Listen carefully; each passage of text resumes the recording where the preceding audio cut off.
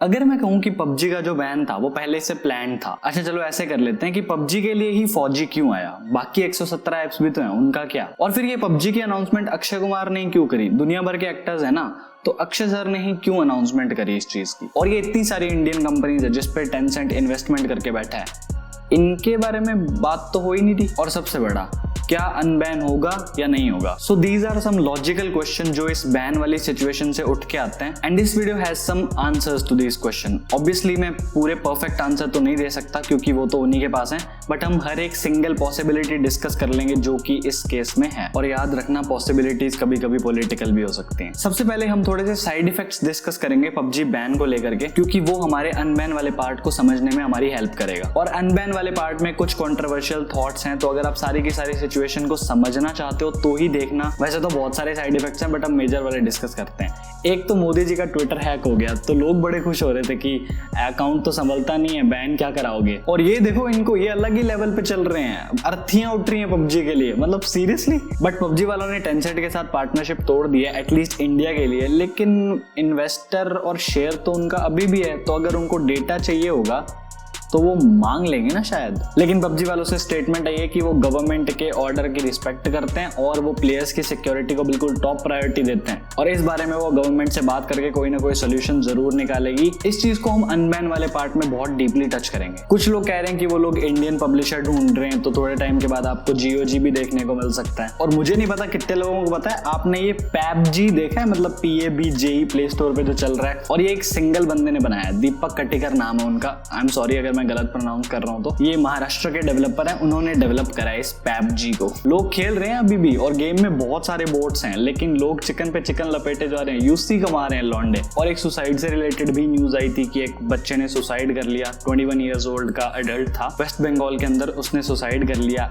यार एक गेम की औकात उतनी रखो ना जितनी है। बट चलो हम इस बारे में बात नहीं करेंगे, हम आते हैं अनबैन वाले पार्ट पे। अब थोड़ा नजर डालते हैं कि बैन हुआ क्यों था। सिंपल आंसर क्या है कि टेंसेंट का शेयर था कंपनी के अंदर, और टेंसेंट ने पबजी मोबाइल को डेवलप करा था काफी हद तक। इस लिस्ट में देखो बहुत सारी मेजर इंडियन कंपनीज के नाम हैं।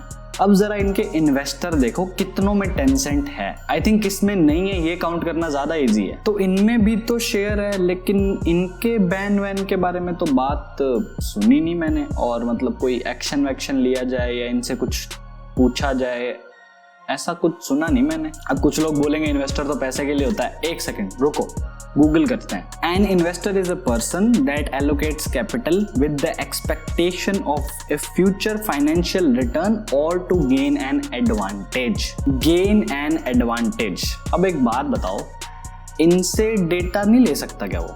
मतलब अगर उसको लेना होगा तो वो इनसे मांग सकता है ना। मतलब ये एक क्वेश्चन है मेरा कि अगर पबजी मोबाइल के साथ टेंसेंट एसोसिएटेड था और आपने उसको उड़ा दिया, ये इतनी बड़ी जो लिस्ट है, इसके बारे में क्या ख्याल है? मतलब इसके बारे में कोई बात क्यों नहीं कर रहा, और इसके बारे में क्या प्लान्स हैं? बट इनको थोड़ी ना कोई बैन करेगा। अगर इनको बैन करेगा तो GDP की जो वैल्यू है वो -23.9 से -50 पे पहुंच जाएगी, और बुरा हाल हो जाएगा। या चलो मान लेते हैं आपने देश की सुरक्षा के लिए एक कदम उठाया है, आई रियली अप्रिशिएट इट। अगर लिटरली गेम में प्रॉब्लम है, गेम डेटा ब्रीच कर रहा है, तो उड़ा दिया, बिल्कुल सही मूव है।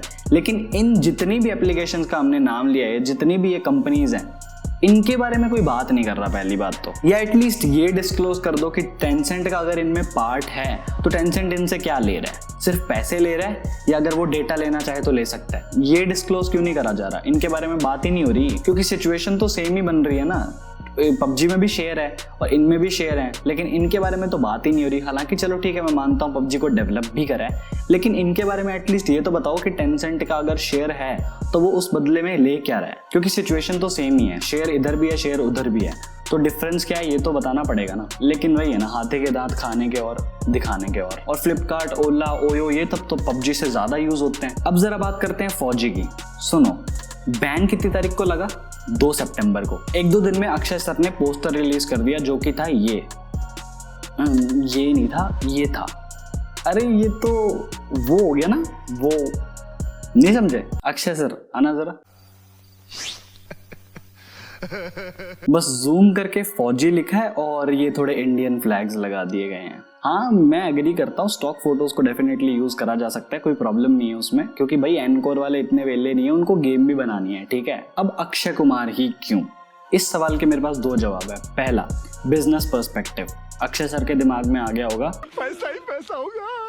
सर थोड़ा कैरेक्टर को ज्यादा सीरियसली ले गए। ये हो सकता है पहला पर्सपेक्टिव। सेकंड पर्सपेक्टिव थोड़ा डीप है, तो उसको समझने की कोशिश करना। अगर आपको पता है अक्षय सर की जो इमेज है वो काफी पेट्रियोटिक वाली है, मतलब एक देशभक्त वाली इमेज है। जिनको नहीं पता उनको मैं बता देता हूँ। आपने अगर देखा होगा उनकी मूवीज देखो, हॉलीडे, बेबी, रुस्तम, ये सारी movies kind of Akshay Kumar की पेट्रियोटिक इमेज को पोर्ट्रे करती है। और जनरली जो एड्स भी होती हैं वो भी ऐसी ही होती हैं अक्षय सर की। आपने ये फॉर्चून ऑयल वाली एड देखी होगी जिसमें सर फौजियों के लिए खाना बना रहे हैं, या सेकंड ये वाली ऐड आपने देखी होगी 2 साल पहले की है, जब वो ट्रैफिक रूल के रिगार्डिंग ऐड आई थी, वो भी अक्षय कुमार ने करी थी। और थोड़े टाइम पहले जो मोदी जी का इंटरव्यू आया था, मतलब 1 साल हो गया शायद अब तो, वो भी अक्षय सर ने लिया था। And with due respect to Akshay sir, इसमें कुछ गलत नहीं है डेफिनेटली। अगर पेट्रियोटिक हैं तो इसमें डेफिनेटली कुछ गलत नहीं है। लेकिन अब थोड़ा रिलेट करो, फौजी, पेट्रियोटिज्म, फौजी की अनाउंसमेंट, अक्षय सर, बन रहे हैं लिंक्स। और जस्ट 2 दिन के बाद अनाउंस कर दिया कि मैं देश के लोगों के लिए एक गेम लेके आ रहा हूँ। अब 1 सेकंड में तो डिसीजन नहीं बनते ना इतने बड़े बड़े, पहले से सोचा ही होगा तभी अनाउंसमेंट होगी। सो दोनों एस्पेक्ट्स पॉसिबल हैं कि गवर्नमेंट के साथ बात चल रही हो या फिर जो बिजनेस पर्सपेक्टिव हमने डिस्कस किया वो भी हो सकता है। और क्योंकि मैंने स्टार्टिंग में ही कहा था हम पॉसिबिलिटीज डिस्कस करेंगे, तो ये सारी चीजें पॉसिबिलिटीज पे बेस्ड है। अब बात करते हैं अनबैन होगा